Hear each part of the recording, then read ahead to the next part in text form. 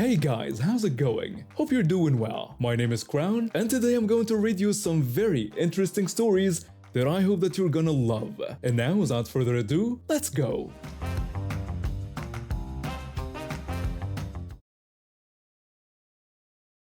I've been dealing with a rough few months. Lost my job back in March. Unemployment barely covered rent. Fishing became more than a hobby. After that, it became how I ate. The brown trout in Donner Lake weren't just trophies to me anymore. They were groceries. I've been coming to this spot on the West End for years. There's a bridge there where the big ones like to hide in the shade. Most people don't know about it. That's why I liked it. I had my 2-rod license that weekend. One rod had bait sitting on the bottom. The other I was actively casting with lures. It was slow that day. Hadn't caught anything yet, but that was fine. Just being out there helped clear my head. A few kayakers came by. They'd wave, turn around when they saw me fishing. The bridge doesn't have much clearance anyway. People were respectful. Then I heard the splash. Didn't see it happen, just heard it.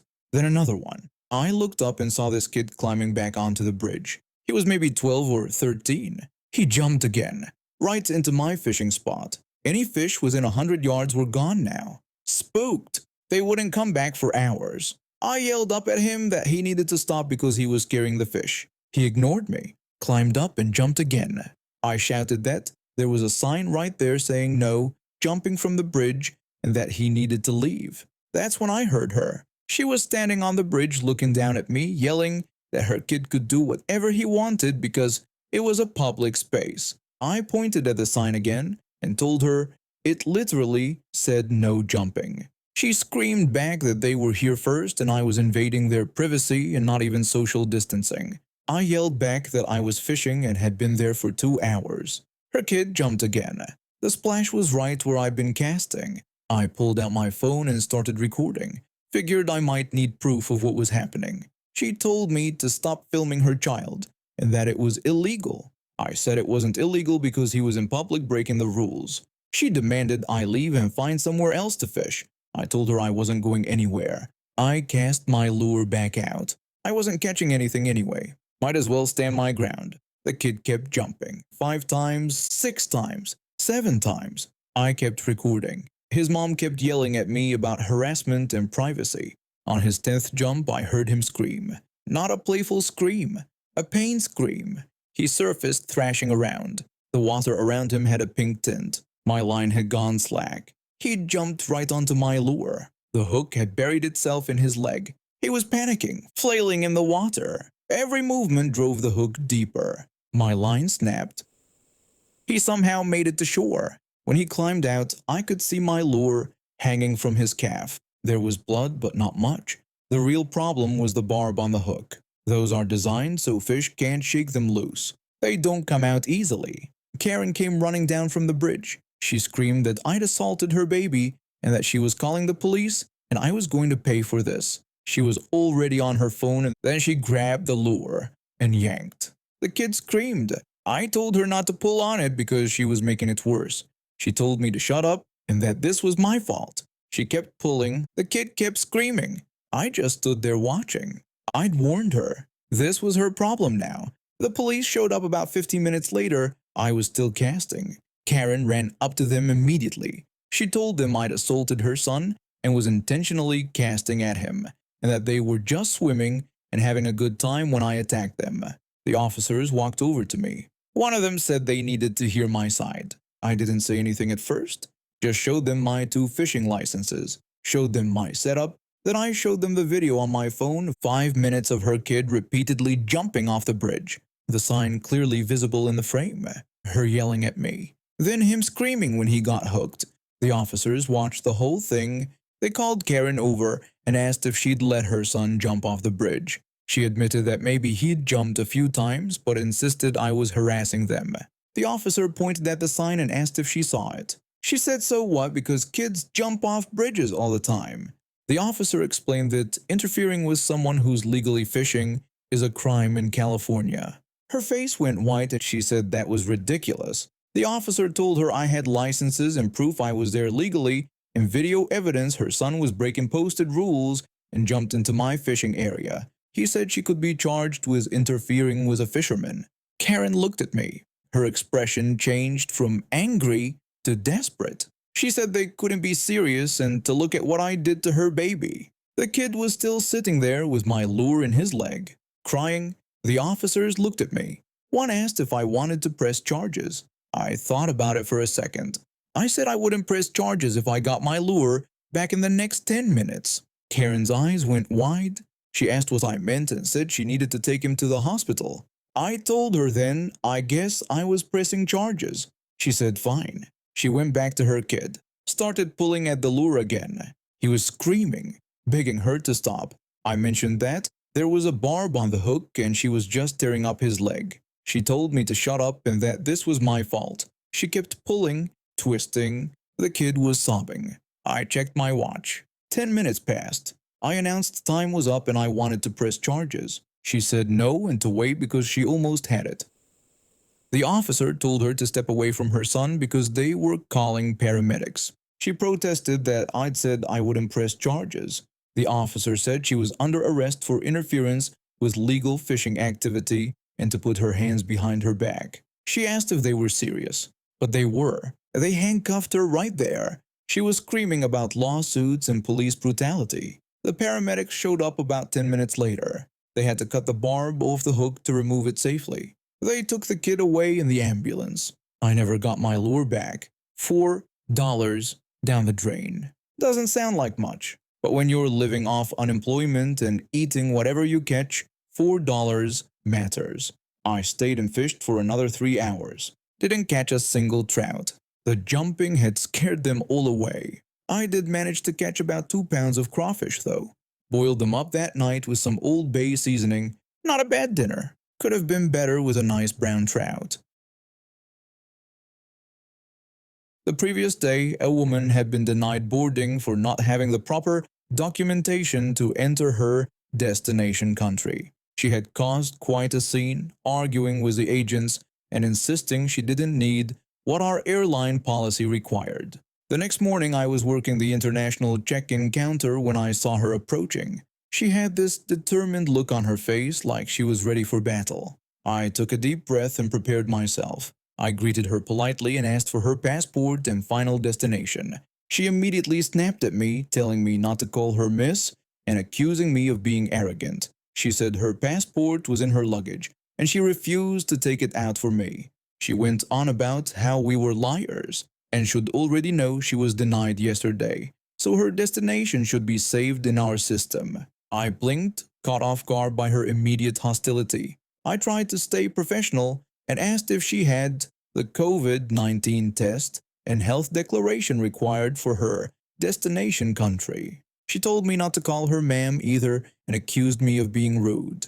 She said we had lied to her about what she needed for entry. She called me an incompetent rookie and threatened that the more I stalled her, the more likely she was to have a heart attack from dealing with us. My hands were shaking at this point. I had just asked for basic documentation required by her destination country, not by us. This was their law, not ours. Before I could respond, she just walked away from me. She headed straight for the counter, completely ignoring the line of other passengers waiting. One of my lead agents noticed what was happening. The lead agent asked me if I had checked the woman's documents. I said no. The lead agent told me to stop her and ask for them. I hurried after her and positioned myself in front of her before she could reach the counter. She demanded to know why I was stopping her. She said she had already told me where she was going. She threatened again that she was about to go to the hospital because of us, and when that happened, she would hold everyone there responsible for the heart attack we were giving her. I apologized and explained that I needed to verify her documents due to our airline's policy and the travel restrictions for her destination country. She told me once more to stop calling her miss and said I was being arrogant. She repeated that she wasn't getting anything from her luggage. She claimed she had already done her COVID-19 test and was a citizen of that country, so her word should be good enough. She told me to stop causing her more stress. Other passengers were staring at this point. Some looked sympathetic toward me. Others just seemed annoyed that the line wasn't moving. I tried explaining that I was only following the travel restrictions set by her destination country and what was listed in our system. She said I was being rude and that our system was wrong. She accused me of targeting her and told me to go harass someone else. I asked if I could call my supervisor. She didn't even wait for me to finish. She just walked away again, this time heading to another counter where a different lead agent was stationed. I followed her, feeling completely helpless. I found the second lead agent and pulled them aside. I asked if we could talk privately. They agreed and asked what the matter was. I explained that the woman was being very belligerent and had refused to show me her travel documentation. The second lead agent said they would handle it for now. I stepped back, relieved to have someone else take over. From a distance, I watched when the second lead agent approached her. The conversation started calmly enough, but within seconds, she was raising her voice again. I couldn't hear everything, but I caught bits and pieces. She kept insisting she was about to have a heart attack. She kept saying we were harassing her. She kept refusing to show her passport or any documentation. The second lead agent eventually walked away and made a phone call. A few minutes later, our supervisor arrived. They were acting as the duty manager that day. The supervisor tried talking to her, explaining patiently that without the proper documentation, we couldn't let her board. It wasn't our rule. It was the destination country's requirement. We were just enforcing it. She wasn't having it. She announced loudly that she was going to the hospital right now because of the heart attack we were giving her. She said she would make sure everyone there was held responsible. The supervisor's expression didn't change. They had dealt with people like this before. The supervisor told her that if she was having a medical emergency, we needed to call for help. They pulled out their radio and called for airport police and an ambulance. Her face went pale when she heard that. She quickly backtracked and said she didn't need an ambulance. She insisted she just needed us to let her board her flight. The supervisor calmly explained that she had been asked multiple times for her travel documentation. They said that without it, we couldn't verify she met the entry requirements for her destination country. We were not allowed to board her. Within minutes, 2 police officers arrived, followed by paramedics. The officers spoke with her calmly, asking if she needed medical attention. She backpedaled immediately, saying she was fine. One of the officers then asked to see her passport and travel documents. She finally pulled them out of her bag. Turns out she still didn't have the required COVID-19 test results. She also didn't have the health declaration form that her destination country required, the same documents she had been missing the day before. The police told her that she would not be boarding the flight. They also warned her that causing further disturbances could result in her being banned from the airport. She tried arguing with them too, but they weren't budging. Eventually, she grabbed her luggage and stormed off about lawyers and complaints. The other passengers who had been waiting applauded quietly once she was gone. One of them even came up to me and thanked me for staying calm. I just smiled and got back to work. Later that day, I found out more details about what happened the previous day. She had shown up without the required documents then too. She had argued with multiple agents, insisted the rules didn't apply to her because she was a citizen of that country, and refused to accept that airlines can be fined heavily for boarding passengers without proper documentation. She had been denied boarding and told exactly what she needed to bring the next day. She showed up again without those documents. I never saw her again after that. The car accident happened 7 years ago. One moment I was driving home from dinner with friends, and the next I was waking up in a hospital bed with doctors telling me I'd never walk normally again. The drunk driver who hit me walked away with a few scratches.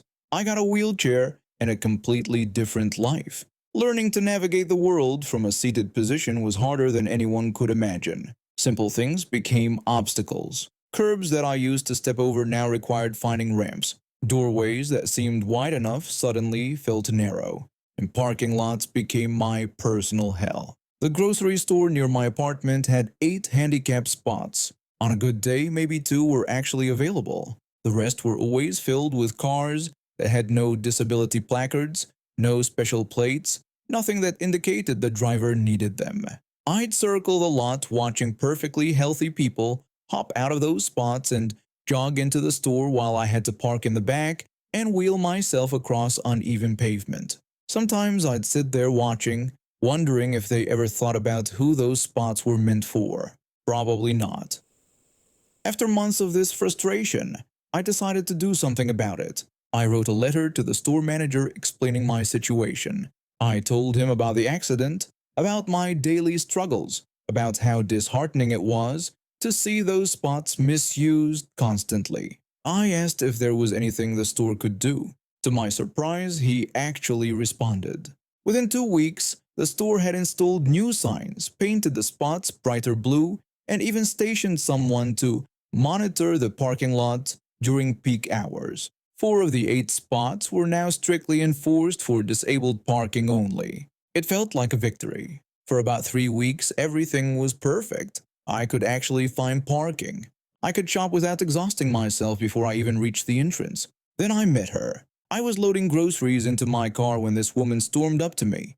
Her face was red and twisted with anger. She told me I was in her spot. I explained that it was a handicapped spot and that I had a placard. She said she didn't care what I had and that she'd been parking there for 5 years. She insisted it was her spot. I pointed out that it was reserved for people with disabilities and that the sign literally said so. She accused me of not looking disabled and said I was probably faking it for the good parking. I stared at her, genuinely shocked anyone could be this oblivious. I reminded her that I was sitting in a wheelchair. She responded that lots of people lie about that stuff and that she needed the spot because she had heavy groceries. I told her that wasn't how handicapped spots worked. She continued ranting as I finished loading my car, ignoring her as best I could. Eventually, she stomped off, still going on about her spot. 3 weeks later, I pulled into one of the handicapped spots after a long day. My legs were aching, my back was sore, and I just wanted to grab a few things and go home. When I was getting out of my car, I heard that familiar voice. She demanded to know what I was doing in her parking spot. I took a deep breath and turned to face her. I explained that this was a handicapped parking spot reserved for those with disabilities. She said she didn't care and that she needed to be close to the store. Then she called me a cripple and said she wasn't going to let me take her spot. The word hit me like a slap. I felt my face burning. I told her she needed to leave me alone. I tried to get into my wheelchair, but she stepped directly in front of my car door. She said she wasn't moving until I moved my car. I told her I wasn't moving because the spot was legally designated for people like me. She asked what I meant by people like me, then accused me of being lazy and wanting special treatment. She was yelling now, loud enough that people in the parking lot were starting to stare. I tried to maneuver around her, but she kept blocking my path. My hands were shaking. I hate confrontation, especially when I'm already at a physical disadvantage. She went on about how I thought I was so special with my wheelchair and placard. She claimed she had just as much right to park there as I did. I pointed out that she didn't, and that was the whole point. She screamed at me not to talk back to her. She grabbed the handle of my wheelchair and jerked it. I nearly fell out. That's when someone else appeared. A young woman told her to get her hands off of me. A girl who looked to be in her mid-20s rushed over. She had long brown hair pulled back in a ponytail and was wearing workout clothes. The angry woman told her to mind her own business. The girl said that assaulting someone in a wheelchair was her business. The angry woman said this didn't concern her and called her a little girl. The girl asked her to step away from me and said it with force. Something in her voice made the angry woman pause, but only for a moment. She asked the girl what she was going to do about it. She moved toward the girl aggressively. What happened next was so fast I almost missed it. The angry woman lunged forward, trying to shove the girl. The girl simply stepped to the side, grabbed her arm, and used her own momentum to spin her around and pin her face down on the hood of my car. The angry woman was screaming and flailing, but she couldn't move. The girl told someone to call the police. Another shopper was already on their phone. The girl asked me if I was okay. I told her I was now and thanked her for stepping in. She said it was no problem and that she couldn't just stand by and do nothing while someone was being attacked. She said it wasn't right. The angry woman was still screaming threats and profanities, her face pressed against my hood. The girl held her there effortlessly, barely even straining. Within 5 minutes, 2 police cars pulled into the lot. The officers approached cautiously. One of them asked what was going on. The girl explained that this woman had assaulted someone in a wheelchair and then tried to attack her when she intervened. Multiple witnesses immediately backed up her story. When one officer started to handcuff the angry woman, she suddenly wrenched free and threw herself at the girl. It was a desperate, wild move. The girl saw it coming. She sidestepped smoothly, and the angry woman's own momentum carried her straight into the pavement. She hit the ground hard with a sickening thud. For a moment, she just lay there, dazed and groaning. The officers quickly moved in, pulling her up and securing the handcuffs properly this time. The officer told her she was under arrest for assault and harassment. She screamed that the girl had attacked her and that I had stolen her parking spot. She called the girl crazy. The officer said they had multiple witnesses saying otherwise. He read her rights and suggested she use her right to remain silent. They led her to the patrol car while she screamed about lawyers and lawsuits and how unfair everything was. I gave my statement to one of the officers while the girl gave hers to another. I thanked her again and said I didn't know what would have happened if she hadn't been there. She said I was welcome and that she was just glad she was able to help. She added that no one should have to go through something like this. I asked if she did that kind of thing professionally, meaning the martial arts. She said yeah, she taught classes downtown, mostly self-defense. I told her she was really good at it. She smiled and said she'd been training for 7 years. She added that honestly, the angry woman had made it easy because you should never attack someone when you're that angry, since you get sloppy. We exchanged information in case we needed to coordinate our statements later. Then she helped me load my groceries, refused my offer to buy her coffee as a thank you, and disappeared into the store. The court case took 4 months. The angry woman was charged with assault, harassment, and attempted assault on the girl who'd helped me. She tried to claim self-defense. The parking lot security footage and 8 witness statements said otherwise. The judge wasn't sympathetic. He sentenced her to 3 years in prison and 5 years probation after release.